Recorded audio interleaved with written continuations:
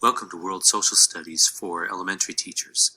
This is lecture C2, System Development. In this lecture we look at the world before the Westphalian system. This lecture looks at the concept of system change and system crisis and the origins of the existing international system. After listening to this lecture, you should be able to accomplish any of the tasks listed on this slide in lecture objectives. To begin with, let's imagine a world that is not the world that we live in. Think of what a world might look like if there were no nation states, or if those nation states were not the dominant actors. There's other ways that humans could have organized themselves on the planet other than the world system we currently live in. There might be microstates, little city-states, tribes, smaller groupings of kinfolk or religious communities, instead of large national groupings like we see now. Or on the other side of the picture, instead of a world divided into hundreds of states that are, for the most part, organized by nationality, we could have a world that has a global government instead of independent sovereign states. Something like that envisioned in the Star Trek universe with the United Federation, where all the different peoples and communities on the planet all collaboratively work together in some giant parliament of man. The visions of world federal government, there's something that there are groups that advocate for that, but it doesn't look at all like the world that we currently have. So it leads us to ask the question of why does the world look like what it looks like today, a system of independent sovereign states? To begin, let's review what exactly we're talking about here. We're talking about the global system. This is the third level of analysis. And if you recall our conversation regarding the system in lecture A2, the system is not any one state or even a particular grouping of states. The system is the entire environment. It's all the states put together. And specifically, it is the pattern of interactions between those component parts. And that pattern is what distinguishes the current system from a different system. So the current system is independent sovereign states. An alternative system could be a global empire.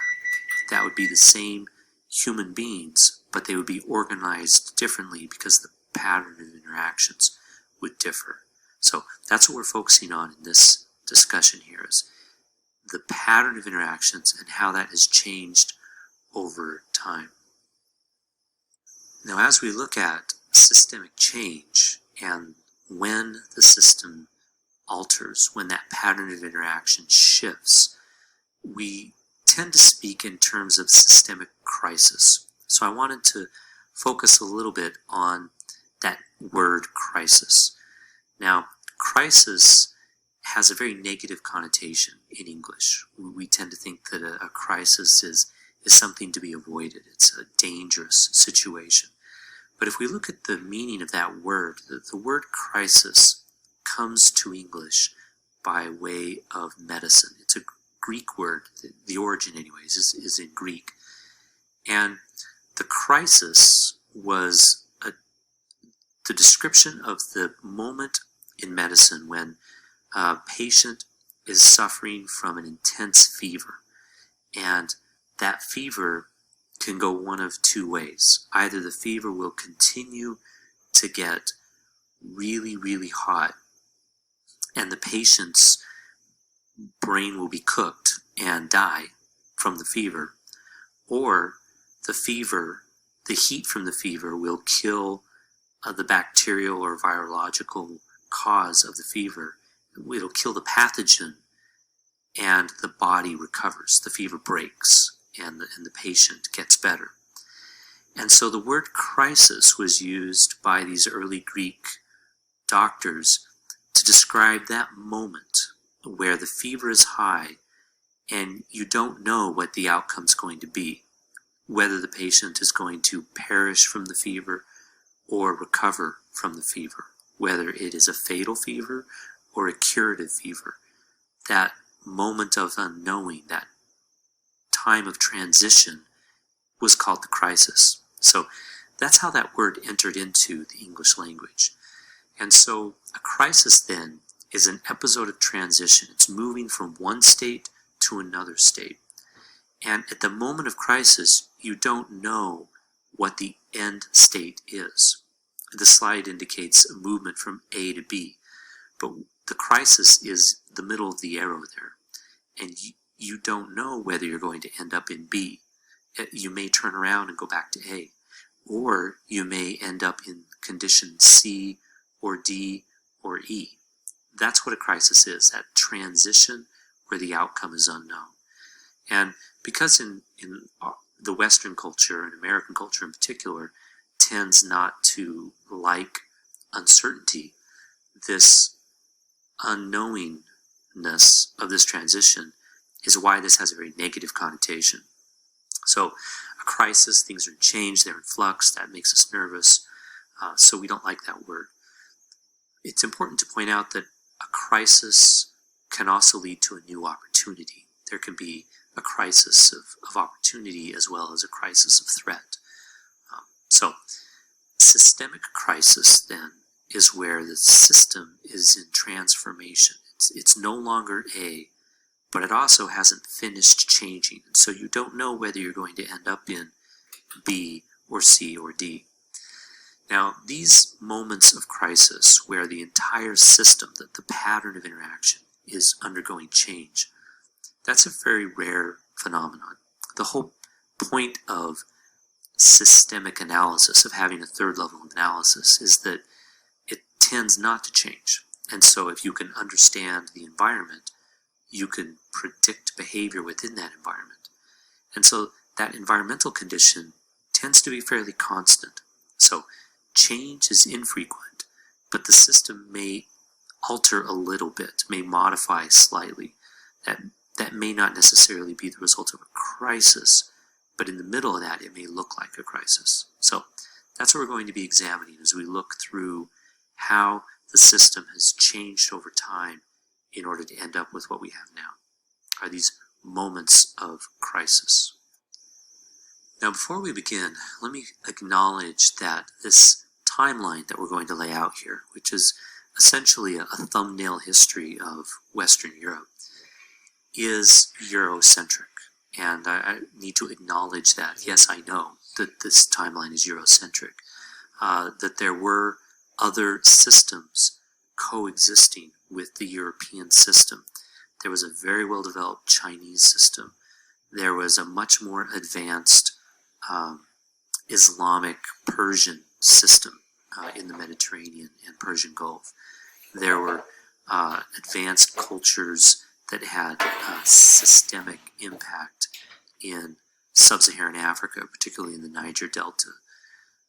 There were entire systems in Mesoamerica, for example, different communities with different patterns of interaction, completely separate systems from that evolved in Western Europe.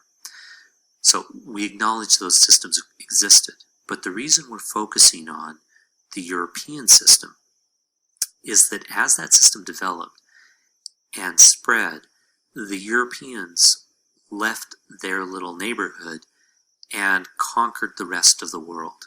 And so as a result, the other competing systems were destroyed to where the global system that we live in today is the Western European system that developed in Europe.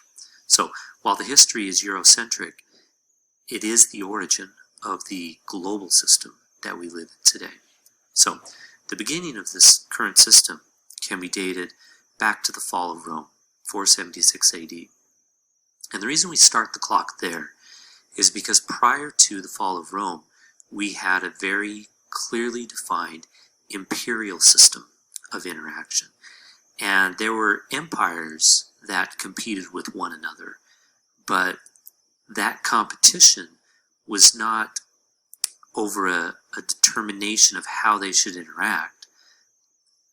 The interaction of empires was one of conquest, that they struggled for dominance one with another. And then within the territories that those empires controlled, it was a strictly imperial system of master and servant. When Rome was destroyed, that imperial system collapsed, at least in Western Europe. And what replaced the imperial system was rampant anarchy, that there was no clearly defined system to take that place. It was a world of warlords, local warlords, grabbing what they can from their neighbors. It was as close to a state of nature and pure anarchy as Europe has ever experienced. We call this period the Dark Ages.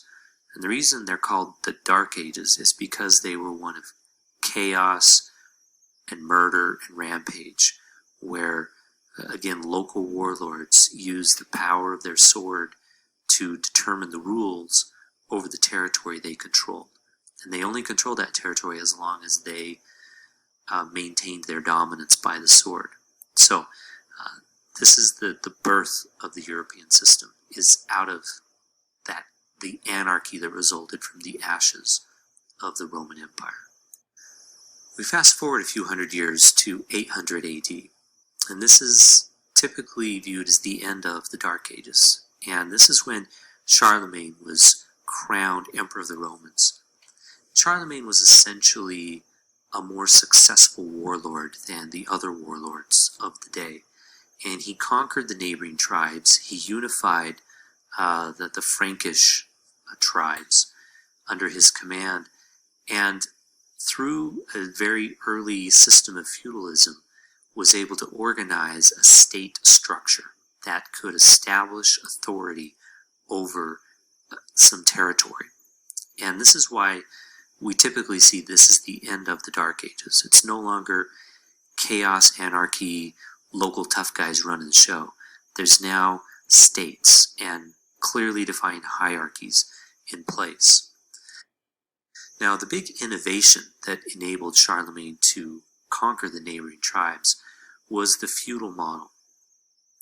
Feudalism basically is a series of oaths and loyalties, where the emperor carves up his territory into different fiefdoms and says, okay, prince number 1, you get this part, you prince number 2 get this part, you prince number 3 get that part. And that territory is your kingdom to do with as you will. And all I ask for return is some tribute and a week of your time, meaning your armies are at my disposal for a week.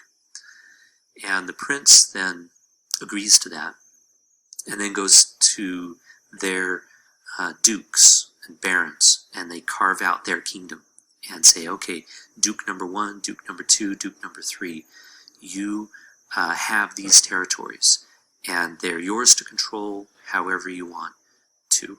But all I ask for in exchange is some tribute and 2 weeks of your time. And the duke or the baron agrees to that and makes that oath of loyalty. And then the baron carves up his territory into separate fiefdoms and gives all of his knights a particular piece of territory. He says, that land, that village, that township, those estates, those are yours to do with as you will. And all I need is some tribute and 3 weeks of your time. And the knight says, absolutely. And so that hierarchical organization based on oaths of loyalty enabled the feudal powers to bring to bear tremendous force. So when Charlemagne went to go fight a local German warrior, the Germans would get all their kinfolk and neighbors and cousins together, and they'd all paint their faces in crazy, angry paints, and they'd all show up, "Rah, we're going to trounce the French."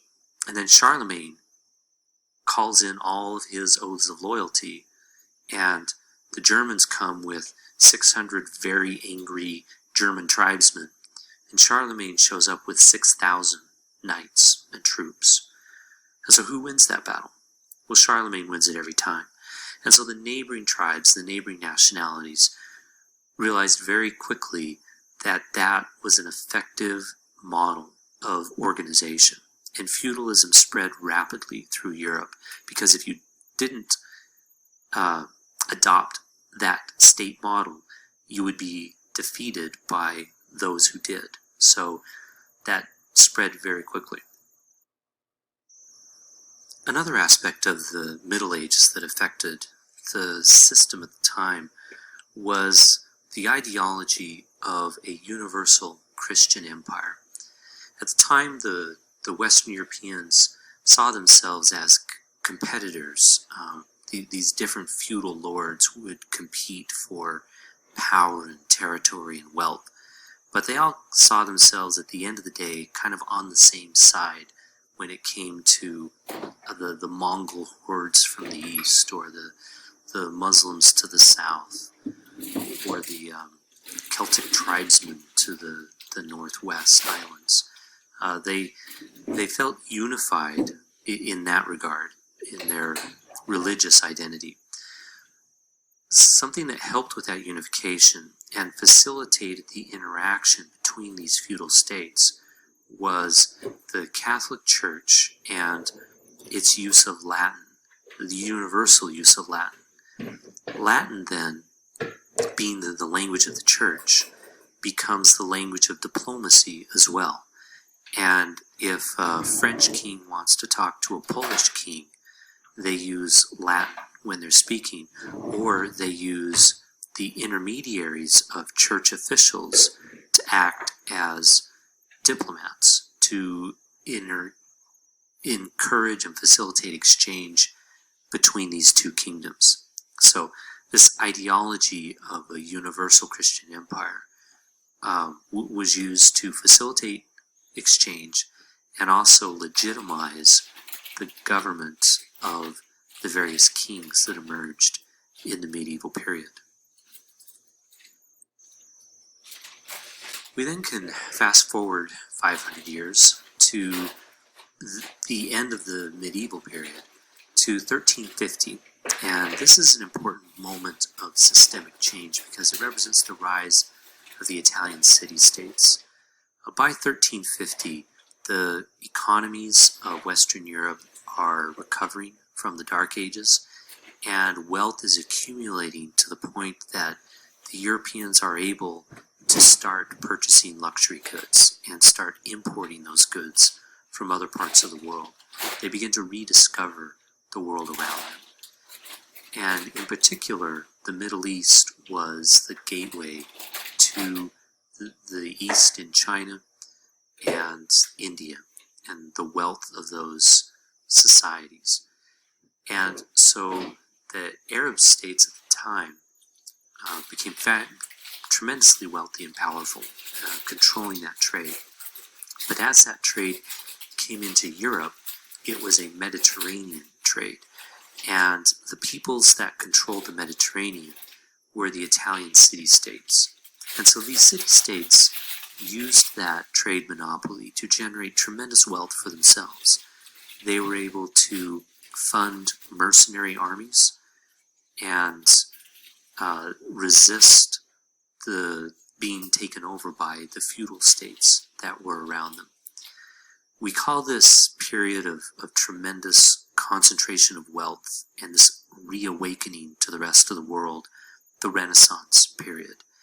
And it's marked not only by these Italian city-states existing independent of the feudal structures around them, but also some intense competition between these states for power, both between the Italians and also between the Italians and their neighbors.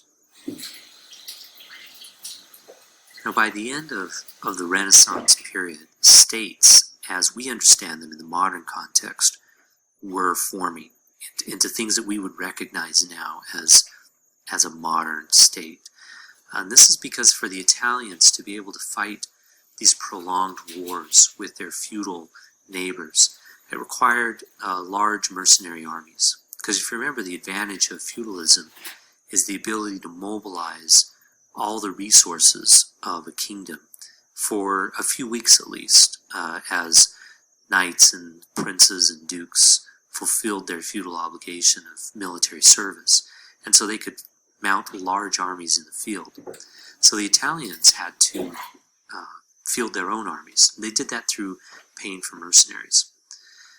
Now, if the Italians were able to maintain their forces on the field long enough, they could usually win those battles, because the feudal states, those loyalty oaths only lasted for a few weeks at a time.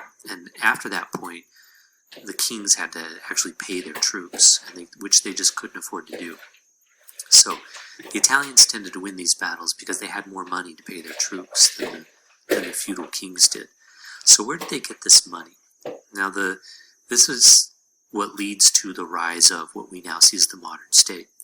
And that's because here in these Italian city-states, we see systems of bureaucracy, systems of taxation, the notions of standing armies, nationalist identities where people are fighting for more than just money. They're fighting for their city and their loyalty to being independent of these kingdoms around them.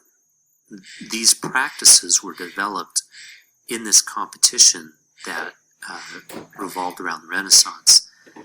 And just as feudalism happened, the neighboring states began to adopt those same practices because it gave such a tremendous advantage to the states that had them. So we see the beginnings of bureaucracies and taxations and standing armies throughout Europe as a result of the object lesson the Italians gave. This then sets the stage for a formal transition to the sovereign state system that we recognize today. And that is the content of the next lecture. This presentation is provided courtesy of Dr. Brian Dilley. I'm a professor of political science at Mesa Community College.